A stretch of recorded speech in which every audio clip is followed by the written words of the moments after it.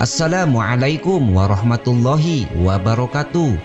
Apa kabar sahabat beriman? Kembali lagi bersama Habsy Al-Fakir Channel untuk berbagi seputar info Islami. Semoga bisa menemani aktivitas Anda. Jangan lupa tekan tombol subscribe dan aktifkan notifikasi tombol lonceng agar tidak ketinggalan info terbaru dari Habsy Al-Fakir Channel.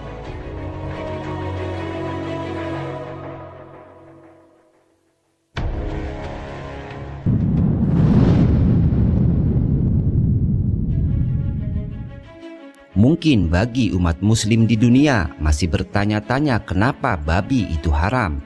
Padahal hewan ini sama seperti makhluk hidup lainnya. Pertanyaan itu sering sekali masih bermunculan walau itu sudah ada sejak zaman Nabi dan sudah lebih dari puluhan Masehi sebelumnya.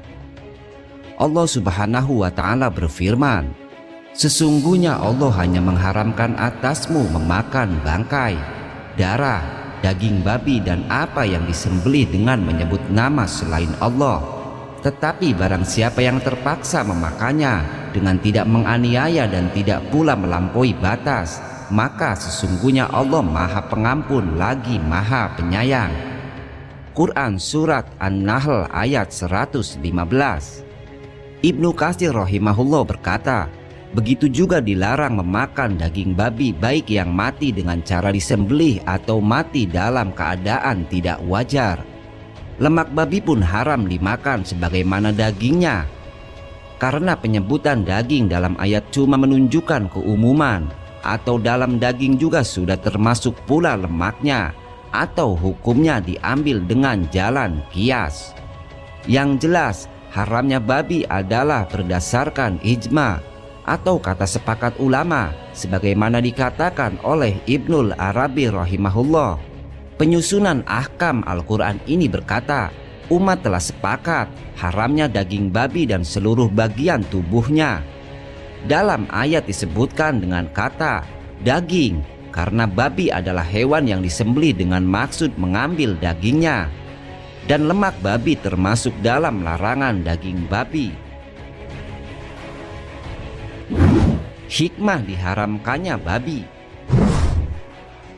Hewan yang diharamkan pasti akan memberikan pengaruh bagi orang yang memakannya, dan ini berlaku untuk makanan haram secara umum. Ibnu Taimiyah rahimahullah berkata, diharamkan darah yang dialirkan karena darah seperti itu dapat membangkitkan syahwat dan menimbulkan amarah. Jika terus dikonsumsi, maka akan membuat seseorang bersikap melampaui batas. Saluran darah inilah tempat mengalirnya setan pada badan manusia, sebagaimana Nabi Shallallahu Alaihi Wasallam bersabda, setan itu bisa menyusup dalam diri manusia melalui saluran darahnya. Begitu pula orang yang memakan binatang buas yang bertaring bisa mendapatkan pengaruh sombong dan congkak, di mana sifat tersebut termasuk watak hewan buas. Ada juga hewan yang diharamkan karena sifatnya yang khobits atau menjijikan, seperti babi yang kita bahas kali ini. Maka orang yang gemar memakan babi akan punya sifat khobits pula. Juga yang memakan hewan ini bisa mewarisi sifat sombong dan angkuh sebagaimana babi. Jika ada pengaruh jelek seperti di atas, kenapa dalam keadaan darurat masih dibolehkan untuk dimakan? Jawabannya, karena dibolehkannya dalam keadaan darurat seperti itu, mengingat bahwa mengambil maslahat dengan dipertahankannya jiwa lebih didahulukan daripada menolak bahaya seperti yang disebutkan. Karena bahaya di atas tidak diwarisi ketika dalam keadaan hajat yang besar seperti yang disebutkan.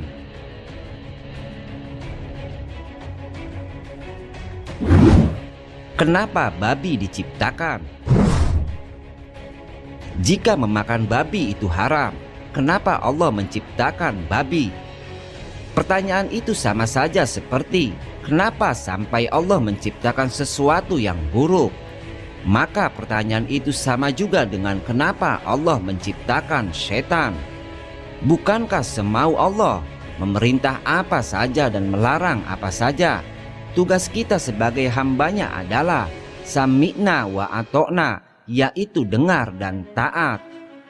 Kalau mau dinyatakan sebagai orang beriman yang benar, sesuai dengan firman Allah, sesungguhnya jawaban orang-orang mukmin bila mereka dipanggil kepada Allah dan Rasul-Nya agar Rasul menghukum atau mengadili di antara mereka ialah ucapan, kami mendengar dan kami patuh, dan mereka itulah orang-orang yang beruntung.